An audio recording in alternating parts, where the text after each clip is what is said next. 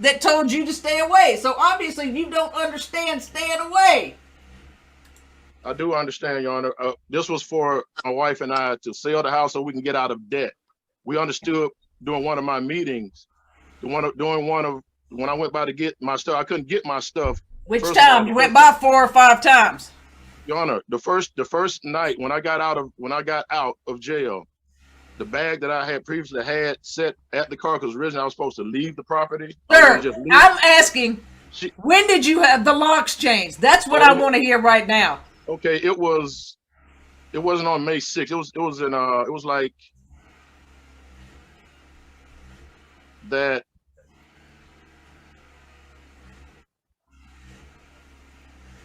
It was in April. It was a few days. It was after she moved out. It was like April.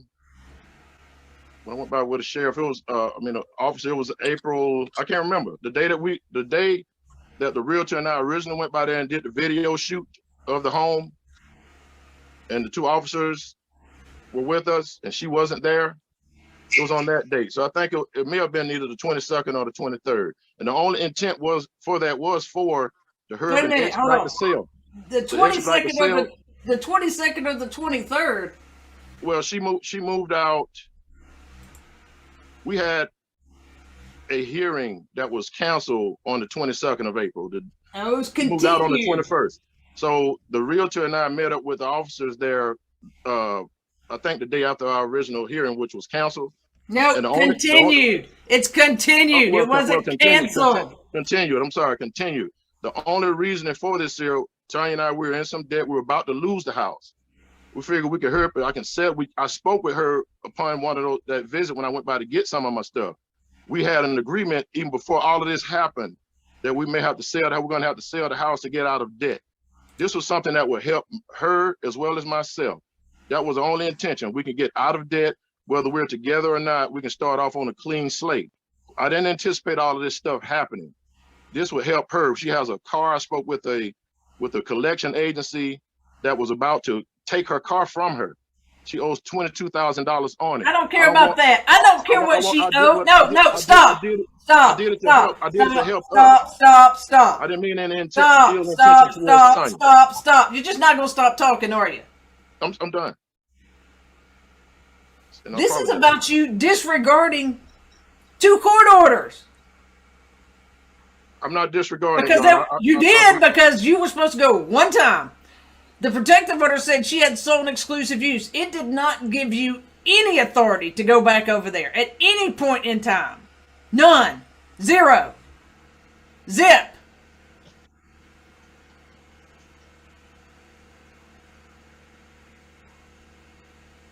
I was only trying to help us. Where did you have leave of court to sell the house? It's not sold yet, Your Honor. When did you have leave of court to put it up on the market?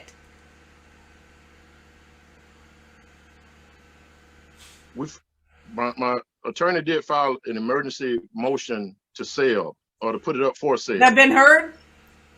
No, ma'am. And I felt. So you got it listed on the real estate market without a leave of court.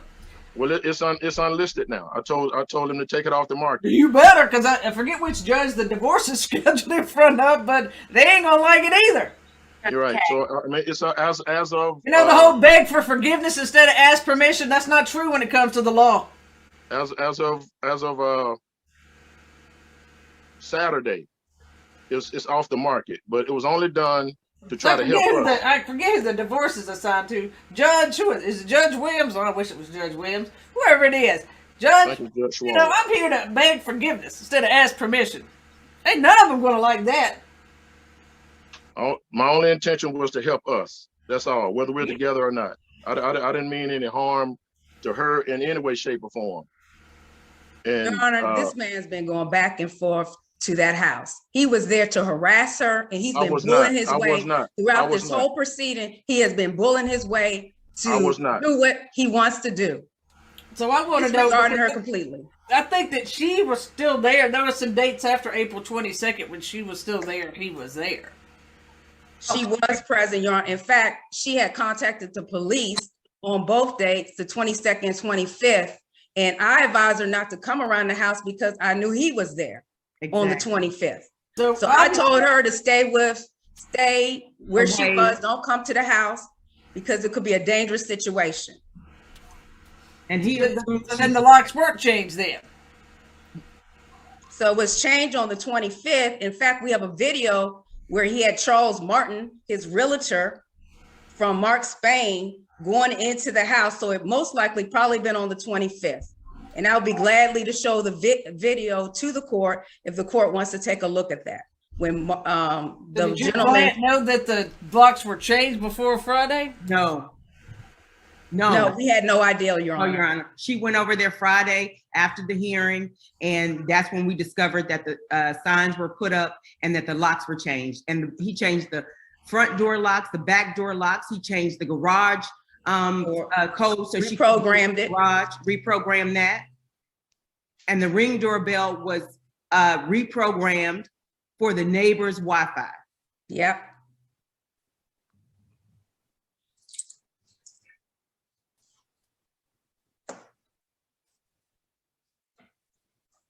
And he did all of the reprogramming and the changing of the locks after April the 22nd, when the court, even though the case was continued, the judge just continued it. It says everything still remained in full. Exactly. And she advised him of that. And he even on record said that he was told not to be there by his attorney. God bless her. And he appeared anyway. He doesn't want to listen to what anybody says.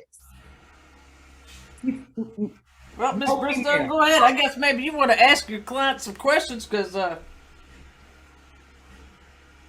see what you can do to do something, because there was no reason. Nobody stopped him from talking. You talked to him. He had several times to tell you he had changed those locks.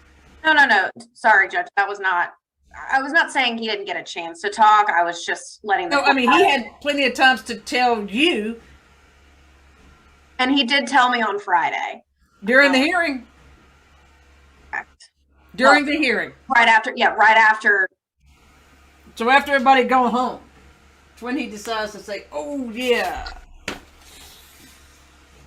And you didn't think to email us in reference to all this once he... Well, that's not my client. That's on Friday. Yep. We ended the hearing at the end of Friday. I had worked a 9-hour billable day, and I did not email you guys on Friday. I felt that it was something I could email on Monday, but I didn't know that Tanya Sullivan was going to go back to the residence on Friday after she hadn't been there for several weeks. It should not even been a concern whether you knew she was coming back Friday, Saturday, or Sunday. It was a concern. The issue was she had exclusive possession of that property. When you became aware of that, you could have I am letting you know that we were going to be told whether or not she was going to live there. That has no issue. And there was no. I don't know what we're fighting. I told you guys that I was told on Friday I was going to email on Monday, so I don't know why we're all fighting. We're simply trying to sell. And we're not. We're just nobody wants to hear from you right now, Mr. Sullivan. I'm fighting with you, Lillian. The house needs to be sold. Nobody wants to hear from you right now, Mr. Sullivan. I'm not fighting with you, Lily. Yeah, we're not fighting with you. I'm just, just telling you from our position in reference to, the events that took place. And the events that took place is that the locks were changed. We weren't made aware of it. My client was returning back to the home, and that became a real issue. And we weren't notified. Nobody told us anything. And we never told you that she was never coming back to the property. So I don't know where we're going with this. I don't think that's not what I was saying. I was saying it's on me for not emailing your office on Friday. I should have emailed your office on Friday. That can't be put on my client. I should have emailed you on Friday.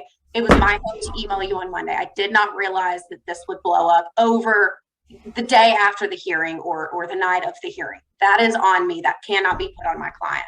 My client does admit that he had the locks changed at the advice of the realtor. Was that wrong? Yes. He should not have done that. He understands now. He literally cannot go to the home. But see, my issue, Lily, is that he's defying all court orders, and he even defied your advice when he appeared at the April the 22nd hearing. You told him not to show up. He even told the judge, he told the judge, my attorney told me not to be here, but I felt like I needed to be in here anyway. He is not obeying or following anyone's instructions. And most of all, a court of law. 3 judges have told him.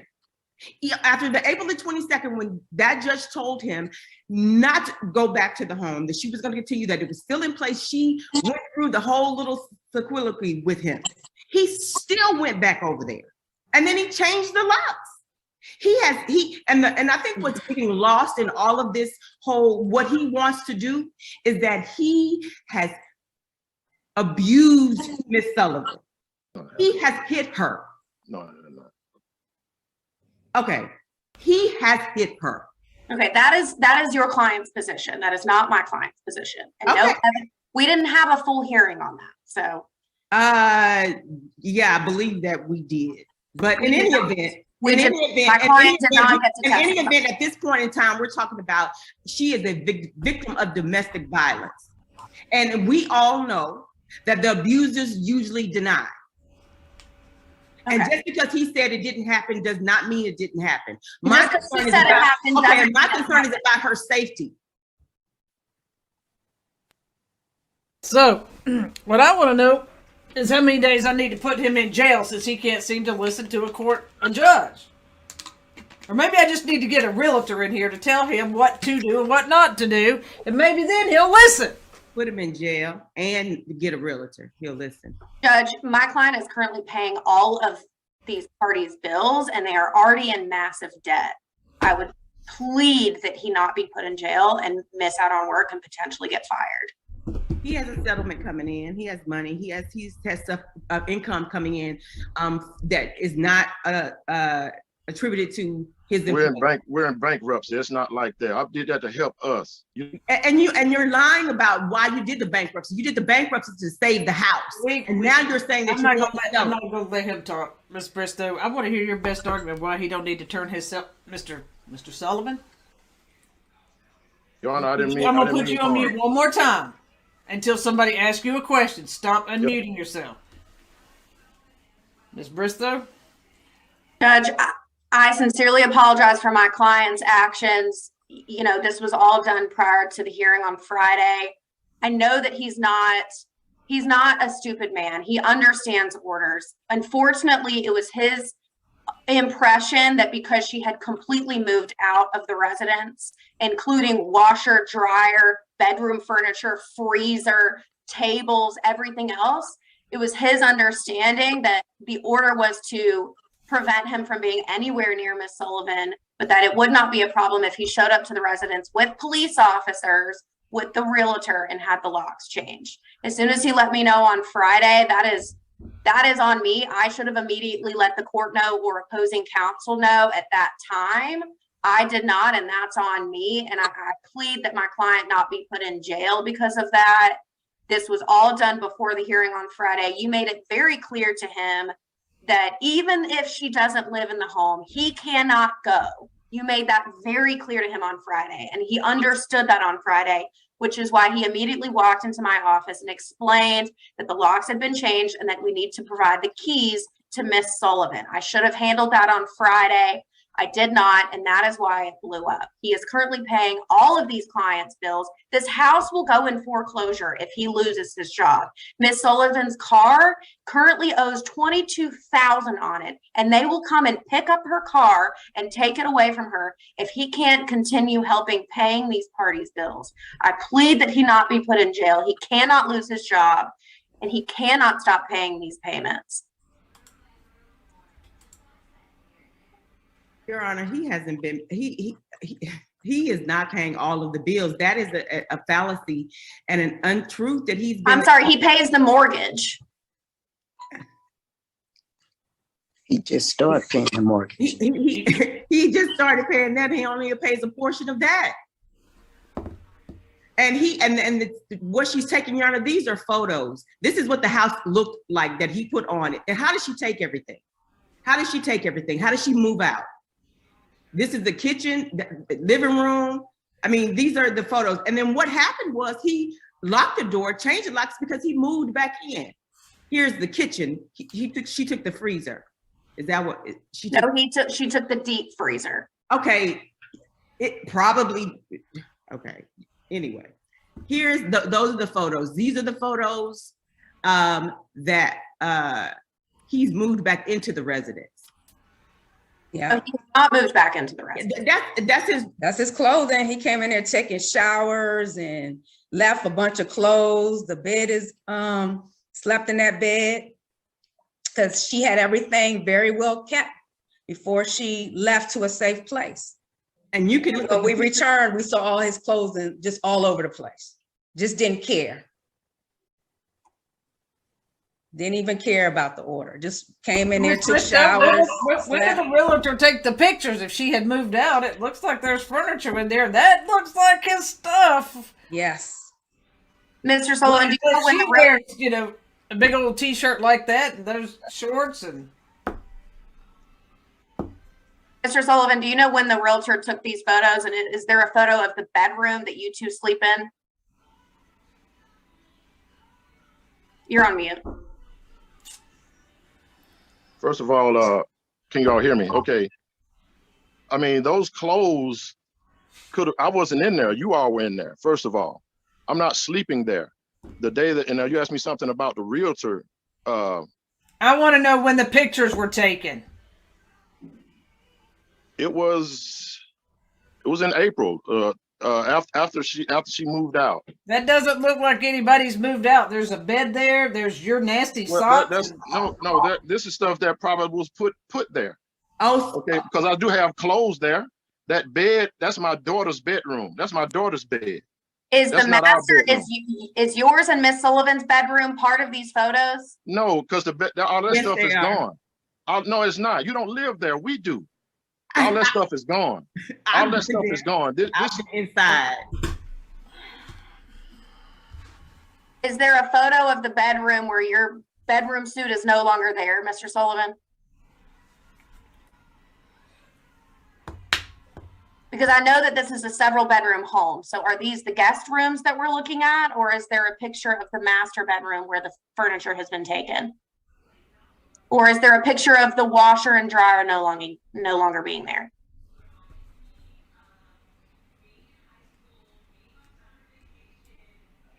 You're on mute. Unless they planted stuff there, I'm not there. I have clothes there. I have underwear there. I have socks there. I have clothes there. If you showed a picture of the closet with only my clothes in there. Mr. Sullivan. Mr. Sullivan. Yes, ma'am. Were there not any photos taken of the master bedroom where there's no furniture? It was complete photos of the entire house. Yes, there is a photo. I have it in this phone, in my phone, but I can't show it in Zoom at the same time. It's if you can go to the website right now and pull up the house on Redfin or Google, just type in the address and it will show the complete showing of the house, not some doctored up pictures that these people manipulated and planted. The only intent was to sell the property. We planted the change locks too. Sorry, pardon me? We planted the garage doors too with reprogramming. I don't know what you did. I don't know what you did. And you all don't live there. We've had issues in the past with the garage door. All right, so Mr. Sullivan, seems like you work Monday through Friday, right? Yes, ma'am. But what time do you get off on Fridays? I have no idea, Your Honor. Because it goes by whenever I finish up my route. Ms. Bristow, just finish making your case. That's all I have, Judge. All right. Anything, Ms. Hood? Your Honor, I just asked that Mr. Sullivan be incarcerated. He has repeatedly violated this order. He has been advised by 3 judges to stay away from that property. And every time he makes an excuse in reference to why he's on the property when he is very clear that he should not be there. This has been very stressful upon my client and has brought a lot of anxiety upon her as a result of him continually coming onto that property. It's stressful on both of us. She had to leave because he kept coming on there violating the order when she repeatedly would advise law enforcement and other officials that he was not supposed to be here, that his one time was on April 4th, and he continues to come on to this property. Something needs to be done.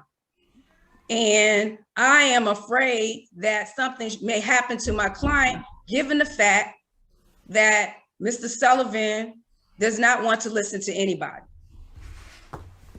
And I'm also asking the court that he pay attorney fees, because he's taken time for Ms. Sullivan to continue to have attorneys to appear on her behalf, to continue to prosecute or go before this court because of his many violations, Your Honor. And I'm asking that he pays $3,200 for attorney fees. Ms. Bristow?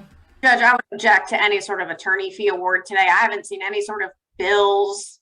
They didn't ask for attorney's fees at the last hearing. It wouldn't be $3,200 to show up for today's hearing for an hour. So I would object to any of that. Your Honor, I put many hours. I had to come onto the property on Saturday when he violated it.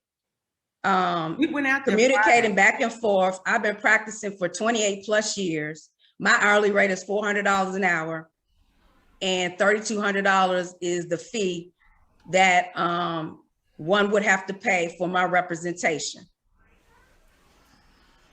Again, I haven't seen any sort of I'll be glad to send it I over don't to know you. why an attorney would need to go to residence at $400 an hour on a Friday when the cops can simply be It's called. an emergency. Object to all of that. All right. Well, here's what I'm going to do. Mr. Sullivan, if I were you, I'd cross my fingers that they don't revoke your bond. I'd cross them hard. You turn yourself in to the Fulton County Jail. 7 p.m. tonight.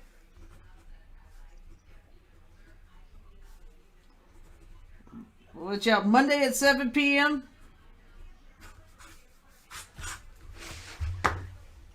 I'd put you in there for 20 days, but once somebody sees you in jail, I don't know. Once they see you in jail, they're probably somebody may revoke your bond. But tonight at 7 p.m., that gives you time to finish up work, call in sick, take vacation, whatever you got to do, till Monday at 7 p.m. Absolutely no reason for you, that address to come out of your mouth, for you to go over there, for you to think about that house, for you to send somebody over there to that house. I'm not sure what I need to say to make it clear. You do not go over to that house. And if I'd have been the judge in there in that case, I'd have made you stay out of the city of Fairburn and put an ankle monitor on you. Because this is a case that calls for an ankle monitor.